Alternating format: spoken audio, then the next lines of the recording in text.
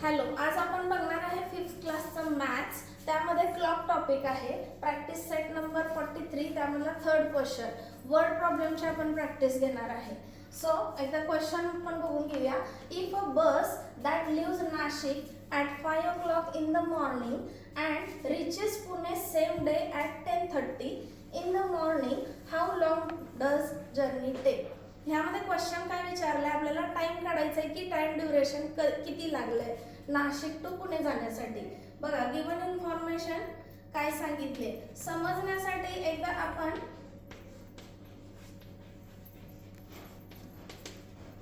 बघा, बस आहे ओके, ती कितीला निघली? नाशिकसाठी नाशिक मधून निघली okay 5 o'clock in the morning. Morning म्हटल्यावर काय येतं? AM. लास्ट व्हिडिओ बघायचा जो मागचा व्हिडिओ आहे त्यामध्ये 12 hour आणि 24 hour क्लॉक मी शिकवलेला आहे, टाइम कन्वर्जन शिकवलेलं आहे. ते एकदा चेक करायचे म्हणजे वर्ड प्रॉब्लेम पुढचे सोडवताना सोपं जाईल. तर बस निघाले नाशिक मधून 5 o'clock. सेम डे म्हटलंय, कुठं पोहोचलीये? पुण्याला. कुठं पोहोचलीये? पुणे. कितीला पोहोचलीये? Same day at 10:30 morning. 10:30 morning म्हणजे काय? 10:30 AM. तुम्हाला काही वेळेला क्वेश्चन जर समजले नाही तर असं करून घ्या जेणेकरून आपल्याला ते क्वेश्चन पूर्ण समजला जातो. म्हणजे नाशिक मधून निघले, पुण्याला पोहोचलीये, त्याचं टायमिंग ओके. आता आपण टाइम ड्युरेशन काढायचं की किती तास लागले पुण्याला पोहोचायला. ठीक आहे, तर फर्स्ट स्टेप आपण काय करतो? टाइम कन्वर्ट करतो ओके. काय करतो? Time convert. आता कन्वर्ट काय करतो?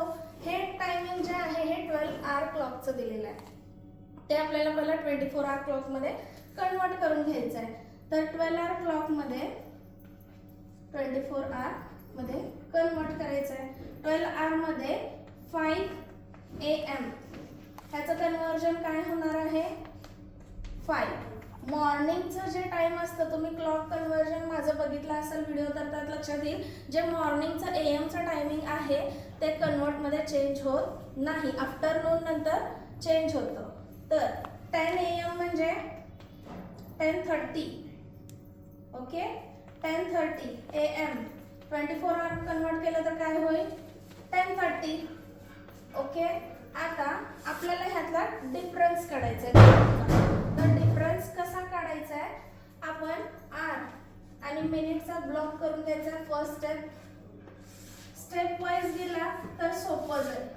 ठीक आहे, फर्स्ट स्टेप ब्लॉक करून घ्या. ह्याला मार्क्स असतात, डायरेक्टली ॲडिशन सबट्रॅक्शन करू नका.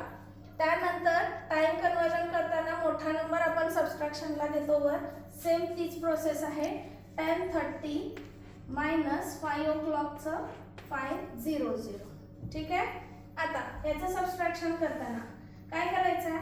30 मायनस 0 30. हे मी कॅरिंग ओव्हर साठी ठेवलं होतं पण आपल्याला इथं लागणार नाहीये. आणि 10 मायनस 5 म्हणजे टाइम ड्युरेशन आपल्याला मिळालेलं आहे. नाशिक टू पुणे जाण्यासाठी किती लागलेला आहे? 5:30. Therefore Nashik to Pune time duration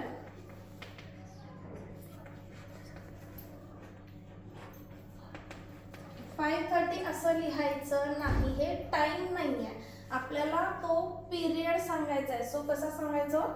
5 hour 30 minutes. लक्षात आलंय का?